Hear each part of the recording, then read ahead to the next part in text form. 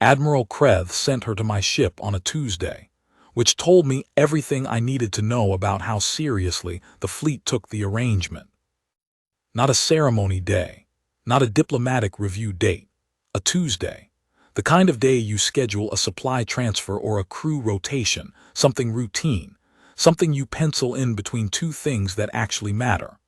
I was standing on the docking collar of the Vethai's Reach with my first officer, Cale Norin, watching the shuttle lock and wondering what I had done in a previous life to deserve whatever was about to come through that hatch. The dispatch had arrived 3 days earlier.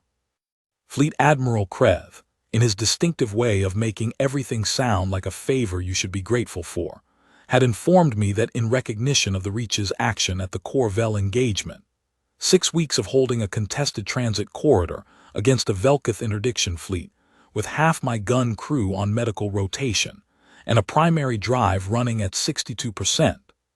The Compact's diplomatic liaison office had arranged a gesture of goodwill from House Velshari. Specifically from Lord Velshari Seth's youngest household, a princess, sent as a royal reward for service rendered. I had read the dispatch 4 times because I kept waiting for the part where it explained what I was actually supposed to do with a princess. There was no such part. Norin, who had served with me for 11 years and had a gift for stating the obvious in a tone that made it sound like a verdict, said, "So she's a gift." That's what it says. To you personally.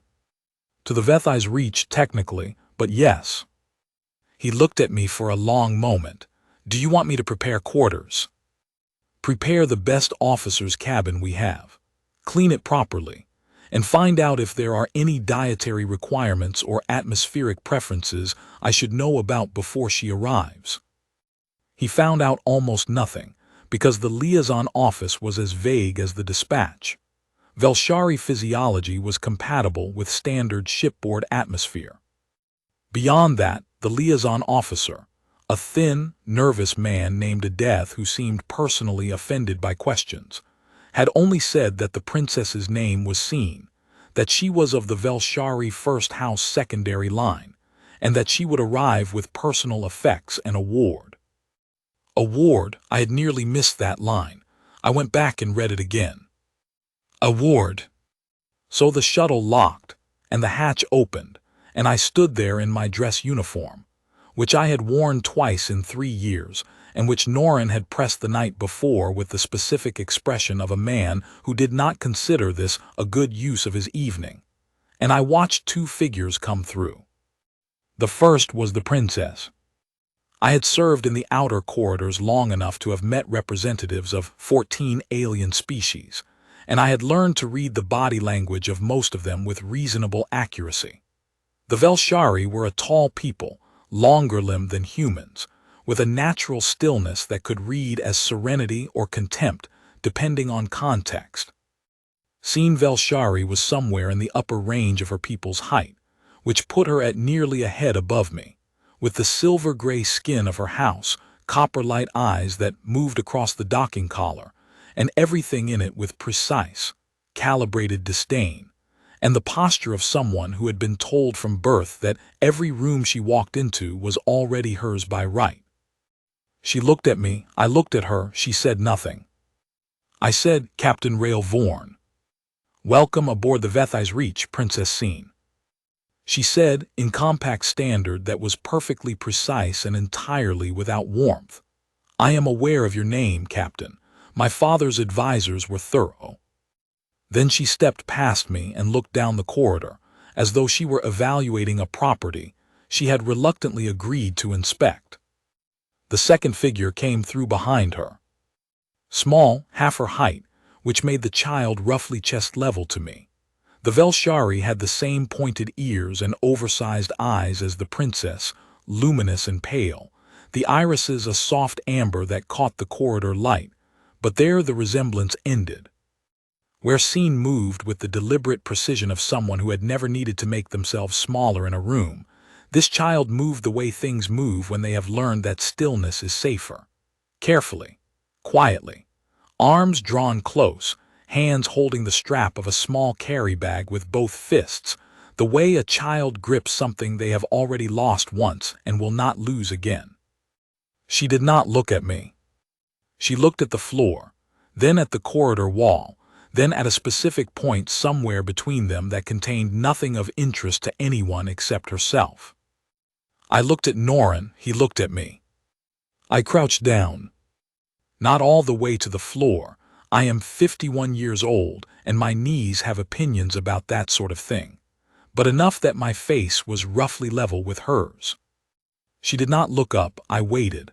After a moment I said quietly, "I'm Rail, this is my ship, you're going to be safe here." Nothing, not a flinch, not an acknowledgement, not even the slight tightening of the grip on the bag that would have told me the words had landed. Just the same careful stillness. From behind me, Scene said flatly, "She does not speak. She has not spoken in 41 days. I straightened up slowly. What happened 41 days ago? The copper eyes regarded me with something that was not quite surprise and not quite contempt, but contained elements of both. That is not your concern, Captain. I'll need to know, I said, if I'm going to take care of her properly. You are not taking care of her. She is my ward. She is my responsibility. She's on my ship, I said, which means she's also mine. Those two things are not in conflict. A long silence. The Velshari I had read in the cultural briefings communicated a significant amount through silence, its length, its texture, whether the eyes moved during it. Scene's silence was the kind that was deciding whether to be angry or merely contemptuous. She settled on, "Her name is Leth. She is of the minor Velshari household lines, not of my family. She came into my care during the transit from House Velshari's secondary territories 8 weeks ago. The circumstances are not relevant." I looked at Leth again. She had not moved. "All right," I said. "Norin will show you both to your quarters. I'll come by this evening, if that's acceptable, to discuss the ship's routines and anything you need." Scene looked at me with the copper eyes and said, "I did not come here willingly, Captain. I want you to understand that." "I know," I said. "My father agreed to this arrangement without consulting me. I was informed, not asked. I am not a prize to be distributed." "No," I said, "you're not." Another silence. This one was different. I did not know enough then to read what was in it. "Norin," I said without turning, "will you take them through? The officer's cabin and the one adjacent both are prepared."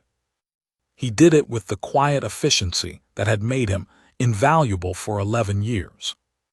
I stood in the docking collar for a minute after they were gone, looking at the locked hatch, thinking about a child who had not spoken in 41 days, and a princess who had been informed rather than asked, and feeling the specific weight that settles on you when you understand that the situation in front of you is considerably more complicated than the dispatch suggested.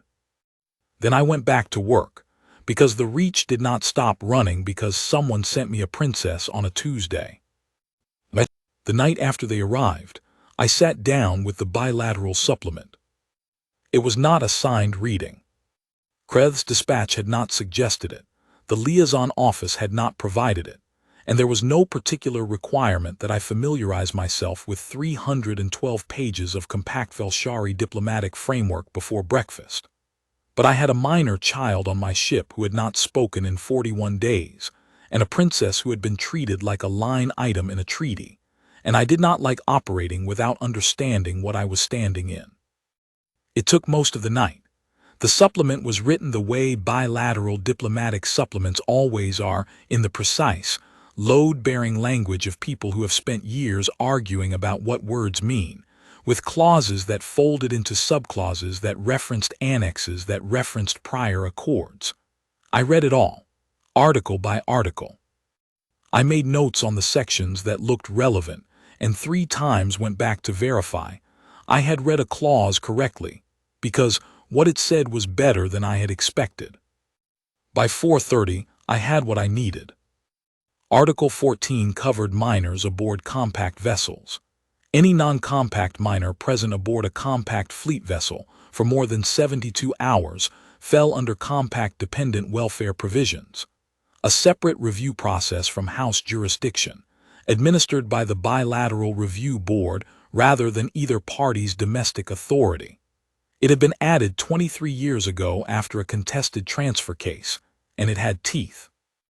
Article 11 covered the rights of Velshari nationals aboard compact vessels more broadly. Section 2 was the operative clause. Any arrangement that materially affected the residence or movement of a Velshari national required that nationals documented informed consent. The arrangement that Scene had been placed in did not include her consent. Her father's advisors had apparently decided that Article 11, Section 2 was a formality that could be waived for diplomatic convenience. They were wrong. The supplement was explicit on that point. There was no waiver provision. I closed the document and sat in the observation deck for a while, looking at the transit corridor, thinking about what I was going to do about it. The answer was not complicated. It was just going to be annoying for several people who probably deserved to be annoyed. I did not go to the officer's cabin that evening. I sent Norin instead, with a standard ship schedule summary, a dietary supplement list for Velshari physiology, and a note that they could request anything they needed from the galley at any hour. Norin reported back that the princess had reviewed the schedule without comment, that she had asked, precisely and without warmth, for the atmospheric settings to be raised by 2 degrees, and that the child had eaten half a portion of grain paste, and then placed the rest carefully on the tray as though preserving it. She ate it like she wasn't sure there would be more, Norin said. I absorbed that. She didn't look at me when I came in, he added, just at the food, then at the wall. All right. Rail. How long has this child been in that condition? I don't know yet. What are we going to do? We're going to give her time, I said, and food when she wants it, and a room that doesn't change, and we're going to be very quiet about it. He looked at me. The princess is going to be a problem. The princess is a young woman who was handed off by her father to a stranger without being asked. Give her some room too.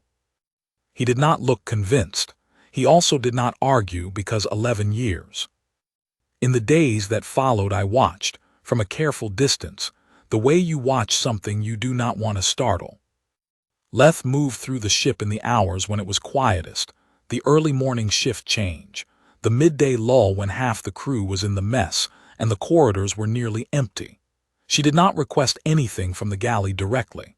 Norin had quietly arranged with the galley crew that food would be left at intervals outside the adjacent cabin in a covered tray, and for the first 4 days the trays were returned half-eaten, then 3/4 eaten. Then on the 5th day empty, and beside the empty tray a small folded piece of scrap material that had been turned into something, a shape I could not identify, with careful precise folds. I brought it to Norin. He looked at it for a moment and said, "It's a ship. Velshari design, I think the angle of the forward section." He paused. "She made it out of the tray liner." I put it on the shelf above my desk, next to the navigational reference guides. The crew handled it well. I had not needed to instruct them. The Reach was not a young crew, and they had been in the outer corridors long enough to have seen hard things, and to understand that hard things sometimes arrived wearing ordinary faces. They gave Leth room. They answered her questions when she approached them, which she began to do with increasing regularity once she understood that the questions would be taken seriously. The engineering deck became a particular draw. Leth had found the relay maintenance access panel on deck 2, and had spent an hour one afternoon watching the duty engineer run a calibration check. And after that she appeared at engineering at calibration intervals, with the focused patience of someone doing research. The duty engineer, a compact practical woman named Vessels who had 17 years on fleet ships and the vocabulary to match, began leaving the access panel door ajar. I heard about this from Norin, who heard about it from Vessels, who reported it in the same tone she used to report equipment status. Factual, brief, slightly pleased. I did not say anything to Leth about it. Some things work better when nobody announces them. The value is in the doing, and the doing had already happened, and naming it openly would only make it self-conscious when it was working fine as it was. The child found the observation deck on the third day. I was there at 500, which was my habit, the hour before the first watch rotation, when the ship was quiet and the viewport showed whatever the transit corridor was offering, and I could drink terrible coffee and think without being useful to anyone. I heard the hatch open behind me and turned, expecting Norrin with something that needed my attention, and found Leth instead. She stopped when she saw me. I turned back to the viewport very deliberately and looked at the stars. After 30 seconds, she came the rest of the way in.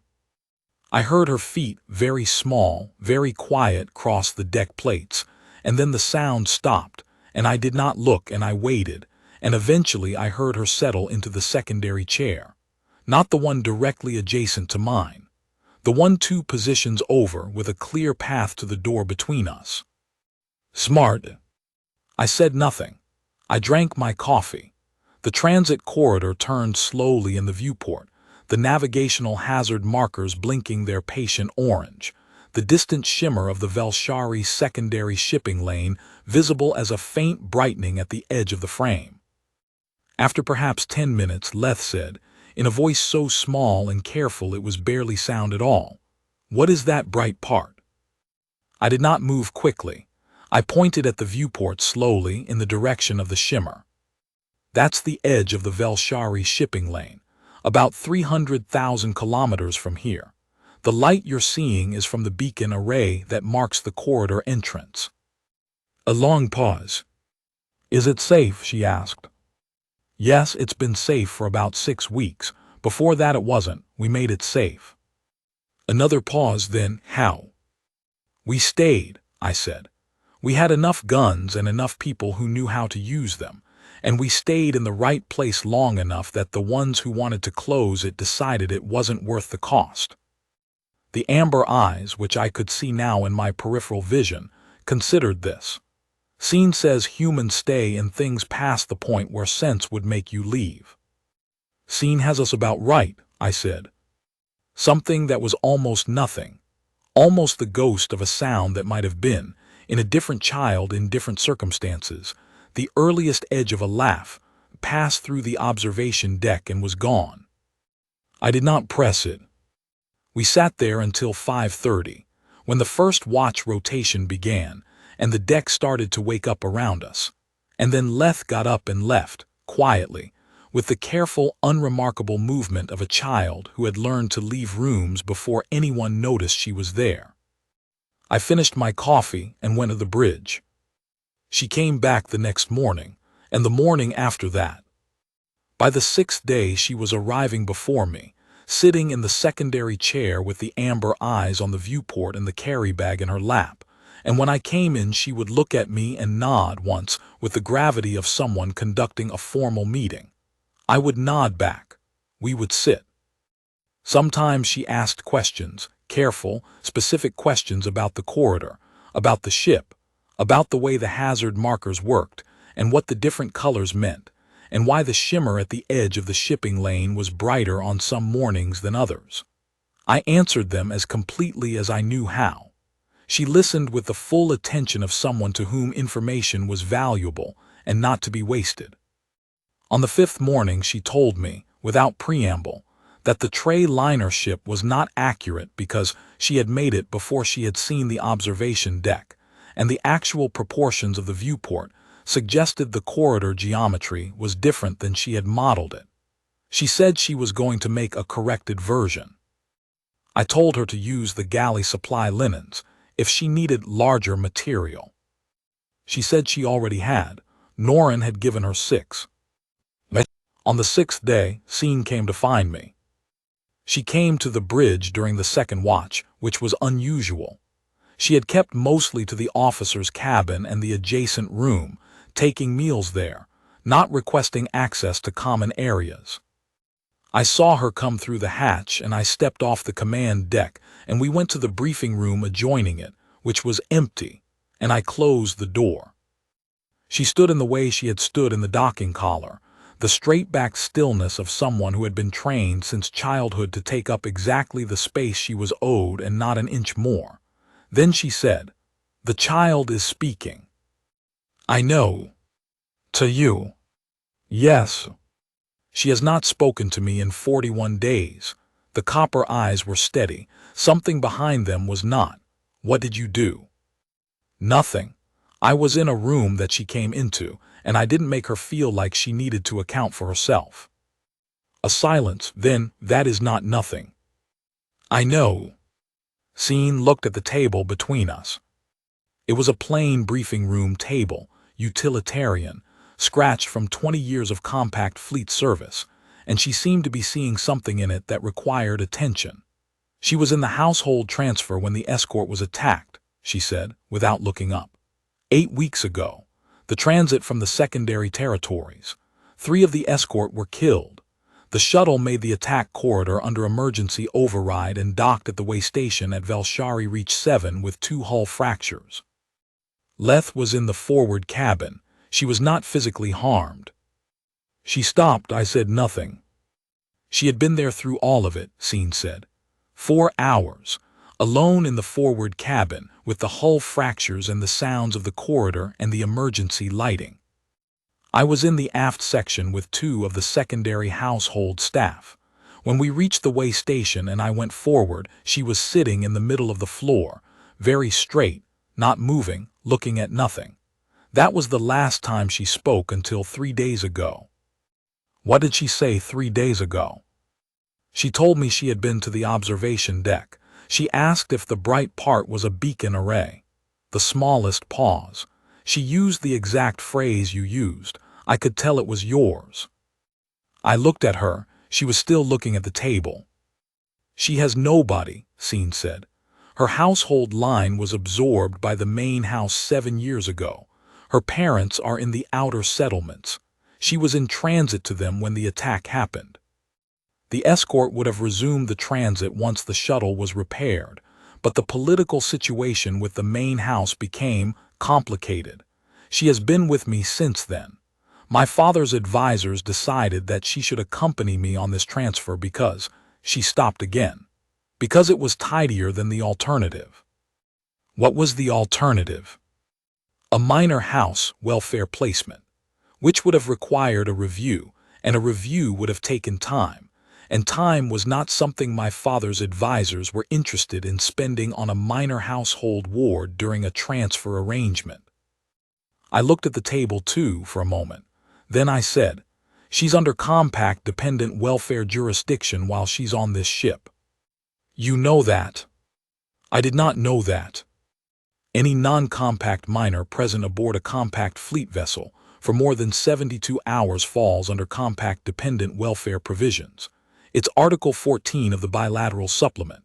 It was added to the Velshari Accord 23 years ago after a contested transfer case involving a minor on a compact supply vessel. I looked at her. "I'm not telling you this to complicate anything. I'm telling you because it means she has protections here that she didn't have on the way station. It means her welfare has a formal mechanism. That's not a threat, it's a fact." The copper eyes came up and looked at me. They were complicated. "You read the Bilateral Supplement." "I read it the first night, when I found out she was coming. I read the whole thing." A silence. "Then, why?" "Because she arrived on my ship," I said. "And if someone arrives on my ship, especially someone small, especially someone who hasn't spoken in 41 days, I want to know what I can do for them and what the law says I can do for them, because sometimes those are different things and I want to understand the gap." Scene looked at me for a long time. I did not look away. She said finally, "You are not what my father's advisors described." "What did they describe?" "A capable officer who would be grateful for the honor of the arrangement and would not cause difficulty." "I'm not difficult," I said. "I'm thorough." The silence after that had a different texture. I had by then been aboard ship long enough with Velshari silence to begin reading it. This one was not deciding between anger and contempt. This one was something else entirely. "Captain," she said, "may I ask what do you intend to do with me? Not with Leth, with me." "The same thing I intend to do with Leth," I said. "Give you a room that's yours, food when you want it, and no requirements that you haven't agreed to." "That is not what a reward is for." "No," I said, "it isn't, which is why I haven't treated this as a reward." She looked at me. "Then what have you treated it as?" "A situation that needed managing carefully," I said. "A princess who was sent here without being asked, and a child who hasn't spoken in 41 days, and me in the middle of it trying to figure out how to be useful without being presumptuous." I paused. "I'm still working on that last part." Something shifted in the copper eyes. I could not name it precisely. It was not warmth, not yet, not exactly, but it was a lessening of the particular quality of careful distance that she had been maintaining since the docking collar. Like a door that had been shut not because of what was behind it, but because of what was outside it, and outside it the situation had quietly changed. She said, "Her parents. Can the compact welfare provision do anything about the transit delay, the reason she has not reached them?" "Yes," I said, "it can. I can file a dependent welfare inquiry on her behalf. Under Article 14, a minor whose transit has been delayed beyond the original completion window for non-emergency reasons is entitled to a review of the delay and a new transit timeline. The inquiry goes to the Bilateral Review Board, not to House Velshari's internal administration. They cannot simply table it." Another long silence. "Then, will you file it?" "I already started the paperwork," I said. "I was waiting to talk to you first because you're her guardian of record and that matters for the filing." The silence that followed that was the longest yet. When Scene spoke, her voice had the quality of someone who has been holding a great deal of weight and has not, until this moment, been offered anywhere to set it down. "I did not want to come here," she said. "I want you to understand that. It is not about you specifically. It is about what it means to be sent, to be part of an arrangement, to be thanked for as though you are a thing that can be given in thanks." "I understand that," I said. "My father did not ask me. He told me. I said what I thought and he heard me, and he thanked me for my perspective, and then he proceeded. I was informed of the departure date 4 days later." "I'm sorry," I said. "That was wrong." She looked at me sharply, as though the directness of it had surprised her, the simple, unqualified statement, not a diplomatic formulation, not a political hedge. Just, "That was wrong." "Yes," she said after a moment. "It was." "For what it's worth," I said, "I will file the welfare inquiry on Leth's behalf, and I will send a formal communication to Admiral Kreth's office, and to the Compact's Diplomatic Liaison Department noting that the arrangement as constituted did not include the consent of the principal party, which is you, and that I am not treating this as a reward, and that I would like the record to reflect that." The copper eyes widened fractionally. "You would do that?" she said. "I will do that," I said, "today if you'd like." A very long silence. "Then what will it cost you?" "Probably some friction with Kreth, who will be annoyed, possibly some friction with the liaison office, some paperwork." I shrugged. "None of that is your problem." "It is if it creates difficulty for you because of me." "It creates difficulty for me because of a policy decision that was handled badly," I said. "Not because of you. The distinction matters." She stood there looking at me with the copper eyes and the silver-gray skin, and the careful stillness of someone who has been trained since childhood to take up exactly the space she was owed, and not an inch more. And then something happened that I had not expected and would not have predicted. Her chin dropped, slightly, just slightly, and for a moment she looked not like a princess of the Velshari First House secondary line, but like a young woman who was very tired and had been carrying it alone for longer than anyone had thought to ask. "Thank you," she said. I nodded. "Come to the galley for dinner tonight if you want, both of you. It's a standing invitation, not a requirement." She straightened again. The stillness returned, not the defensive version but a different kind, steadier somehow, more settled. She said, "I will consider it." They came, both of them. Leth sat next to me and ate a full portion of the grain paste and half a portion of the supplemental protein, and then looked up at Norin with the amber eyes and asked him, in the careful small voice, what the blinking light on the environmental console meant. Norin, who had been career fleet for 16 years and had spent the prior 3 of those years in a contested outer corridor, without any situation that required him to explain environmental console indicators to a child, told her with the serious thoroughness of someone who takes the question at exactly the value it is offered at. She listened and nodded and asked 2 follow-up questions that were better than the ones most of my junior officers managed when I ran systems drills. Scene sat across from me and ate with the precise economy of someone who has been taught table customs across 6 diplomatic traditions and finds most of them unnecessary. She watched Leth and Norin with the copper eyes, and whatever she was thinking she kept to herself, but it was not the contained disdain she had arrived with. It was something more attentive.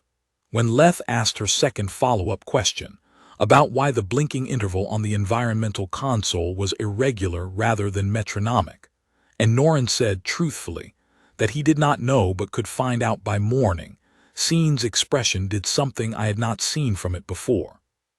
Something that was not quite a smile, but occupied the same territory. She looked away quickly, toward the viewport at the far end of the galley. After dinner, Leth helped Norin clear the trays she had asked to formally, as though the request required authorization, and Scene and I sat at the table while the galley crew moved around us with the efficient quiet of people who have learned to work around officers without interrupting them. It was the first time I had been in the same room with her without either of us having a specific purpose in it. She did not seem to find it uncomfortable. Neither did I. At some point during the meal, she looked at me across the table and said, "You said you read the bilateral supplement." "Yes. All of it. All 312 pages. It took most of a night." "Why would you read 312 pages of a bilateral supplement for a single minor ward?" "Because the supplement also covers the rights of Velshari nationals aboard compact vessels," I said, "and I wanted to understand what you were entitled to, not just Leth." A silence. Then, "What am I entitled to under the supplement?" "Informed consent for any arrangement that materially affects your residence or movement. Article 11, Section 2. The arrangement you were placed in should have carried your signed consent under that article. It didn't, because your father's advisors apparently decided it wasn't necessary. They were wrong." I paused. "The communication I sent to Krev's office this afternoon cited Article 11, Section 2. I also cited it to the liaison office. I told them the current arrangement is procedurally deficient and that I intend to notify the Bilateral Review Board unless the formal record is corrected." Scene stared at me. "You sent that today?" 3 hours ago." A long silence. "Captain," she said. "Rail," I said, "we're at dinner." She looked at me. "Rail," she said it carefully, like a word in a language she was still learning the weight of.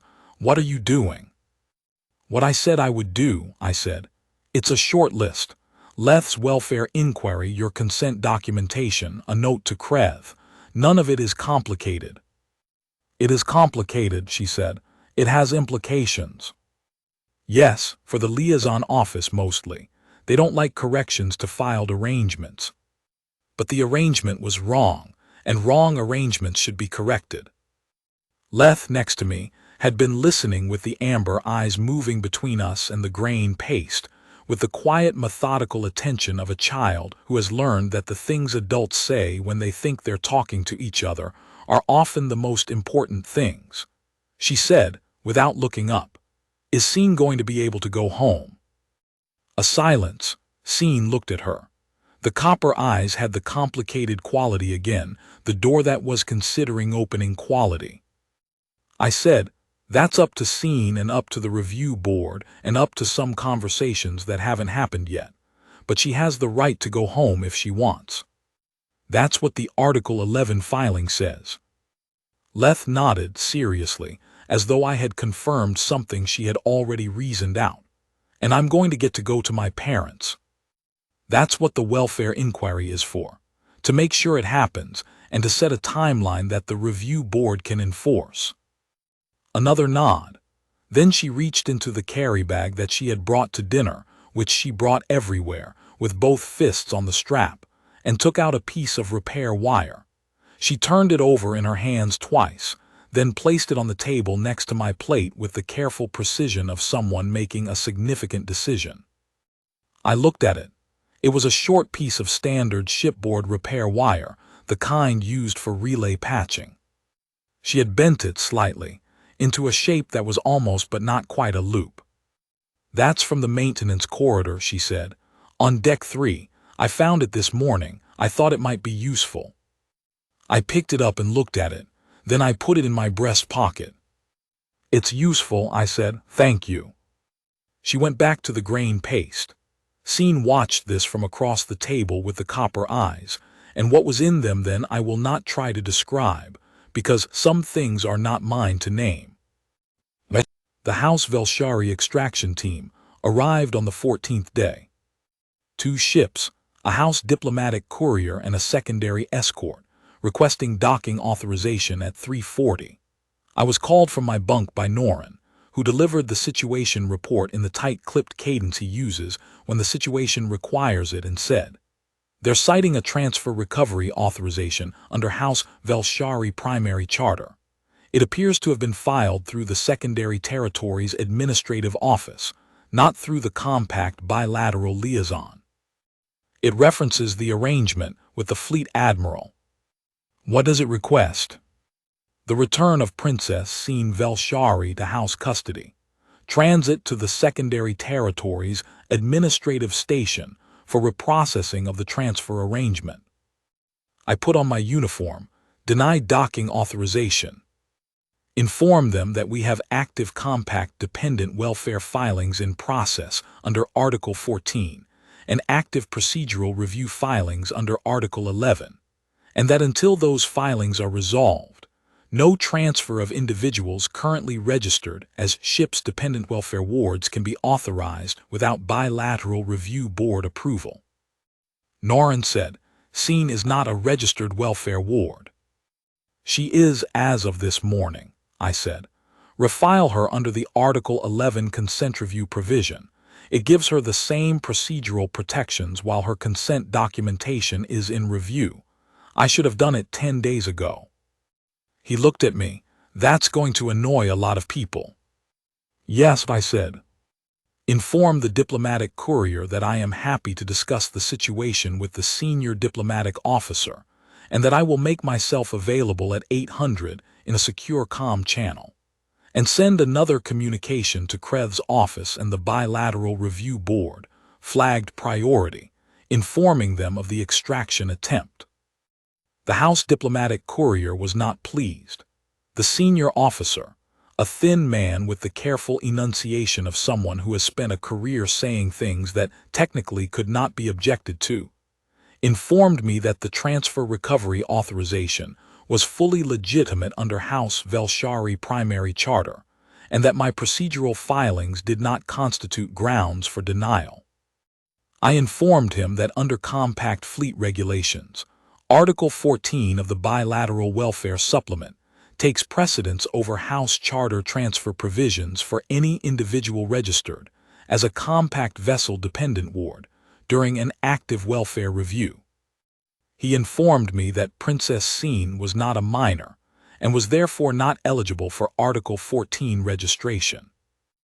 I informed him that I was aware of that, and that she was registered under the Article 11 consent review provision, which carried equivalent procedural protections during the period of review, and that Leth, who was a minor, was registered under Article 14, and that Article 14's protections extended to the registered guardian of a minor welfare ward, which Scene was on record as being. You could not remove the guardian without first resolving the minor's welfare filing, and the minor's welfare filing was in active review. The Bilateral Review Board's acknowledgement of receipt had arrived at 6:15. I read him the reference number. A silence. Then, Captain, you are creating a significant diplomatic complication. I'm protecting people on my ship, I said. That's not a complication, that's my job. The House will file a formal protest with the Compact Liaison Office. They're welcome to, I said. I've already filed one with the Bilateral Review Board. We can compare paperwork. He cut the channel. I sat in the briefing room and drank terrible coffee and waited for Kreth to call, which he did at 6:30, and he was not pleased either. But Kreth was a practical man under the administrative irritation, and when I walked him through the Article 14 and Article 11 filings and the specific procedural grounds, and the fact that I had sent everything to the Bilateral Review Board in real time with time-stamped copies going to the Compact's diplomatic archive, he said, after a long pause, "You did all of this in 14 days. 12 actually," I said. "The first 2 days were observation." Another pause. "Vorn, what do you want out of this?" "The welfare inquiry for the minor to be processed, and the transit to her parents to be arranged within the Review Board's standard timeline. The consent documentation for the princess to be formally corrected, and her legal right to determine her own arrangements to be on record, and the extraction attempt to be noted as procedurally deficient in the Bilateral Review Board's file. And the arrangement, the original gesture of goodwill from House Velshari. That's between the House and your diplomatic liaison office," I said. "I have no interest in the arrangement. I'm only interested in the people." A very long silence. Then Kreth said something I had not expected. "She's all right, the princess. She came to dinner last night," I said. "She told me that the Velshari have a word for the quality of light at the edge of a transit corridor at 500. I don't remember the word. It was long and it had 3 syllables, and it apparently distinguishes between light that has passed through a beacon array and light that has not, which is a distinction I had not previously considered necessary, but which, now that I know it exists, seems obviously correct." He was quiet for a moment. "Vorn, you know this is going to require a full bilateral review panel hearing." "I know, I'll attend, send me the date." He cut the channel. I sat there for a while longer, thinking about nothing in particular, and then went to the observation deck. They were both already there. Leth was in the secondary chair, still 2 positions over from mine, still with the clear path to the door, but she was looking at the viewport, not at the floor, and her hands were in her lap instead of on the carry-bag strap. Scene was standing, which was unusual, at the forward edge of the viewport where the transit corridor opened into the wider frame, looking out at the Velshari shipping lane and the patient orange blink of the hazard markers. I came in and sat in my chair. Neither of them spoke. I looked at the viewport. After a moment, Leth said, "The diplomatic ship is leaving." "Yes," I said. "They'll go file paperwork, then there will be a review panel. Then Leth will get her transit timeline and Scene will get her consent documentation, and things will be on record the way they should be." "And then," Scene said, she was still looking at the corridor. "And then you choose," I said. "That's the whole point of the consent documentation. It puts the choice back where it should have been to begin with." A long silence. The hazard markers blinked. The transit corridor turned slowly in the viewport. "I looked up the Compact Fleet regulations last night," Scene said. "The Article 11 provision, the Article 14 supplement." "Oh, you were right about what they cover. I wanted to verify." "Of course. I also read the communication you sent to the Fleet Admiral, the one citing the procedural deficiency." She paused. You wrote that the arrangement was structurally disrespectful to the principal party, and that you were formally noting your objection to it as the receiving officer. Yes. No one has formally noted an objection on my behalf before. I looked at the viewport. Someone should have. Leth, in the secondary chair, reached into the carry bag and took out a piece of repair wire. A different one, I realized, longer, with a second bend in it. She turned it over in her hands with the serious, methodical attention she gave most things, then held it up to the light from the viewport. "It's a map," she said. "Of what?" I asked. "The corridor, the beacon array and the shipping lane and the way station at Velshari reach 7. She traced the bends with one finger. "This part is the array. This is us. This is the way station. And this is where my parents are, past the secondary junction." I looked at it for a long time. "That's a good map," I said. She put it carefully back in the bag. Not the carry bag, the regular bag, the one she had started keeping alongside the carry bag in the last few days, the one with the flap that closed properly. She had found it in the supply corridor and Norin had given it to her, and she had been transferring things from the carry bag to it slowly over the course of several mornings. Folded liner ships, a length of repair wire, the map she had been building and correcting since the 5th day. The carry bag was almost empty now. I looked at the viewport and thought about 14 days and a piece of repair wire bent into the shape of a route home, and about a young woman standing at the forward edge of the frame looking at a corridor that was safe, because people had stayed past the point where sense would make you leave, and about what it means to receive something that was never yours to receive in the first place, and spend 14 days quietly giving it back. The transit corridor turned in the viewport. The hazard markers blinked their patient orange. Somewhere in the distance, at the edge of the frame, the Velshari shipping lane shimmered in the particular quality of light that has passed through a beacon array. Scene said, without turning, "What is the word humans use for the feeling of being treated as a person again after a long time of not being one?" I thought about it. "Relief," I said, "mostly. Sometimes also anger when you have time to be. Both are fair." She was quiet for a moment. "Relief," she said. "Yes." She turned from the viewport and looked at me, and in the copper eyes, in the careful, measured face that had been trained since childhood to give away exactly what she chose and nothing more, something had settled. Not warmth, still, not exactly, but the thing that comes before warmth when the conditions are right, the decision to allow it. "The bilateral panel hearing," she said. "I will testify." "You don't have to." "I know." She sat down in the chair adjacent to mine, not the secondary position, not the 2 positions over, and looked at the viewport. "I want to." Leth looked from her to me, and then back to the corridor in the viewport, and said nothing, and it was the most comfortable silence I had heard in some time. I drank my coffee. The Reach ran its quiet course through the transit corridor, steady and unbothered, doing what ships do when they are well run, and the people aboard them have been given enough room to find their footing. The piece of repair wire was in my breast pocket. I could feel the shape of it through the fabric, the small bend at one end, the not-quite loop.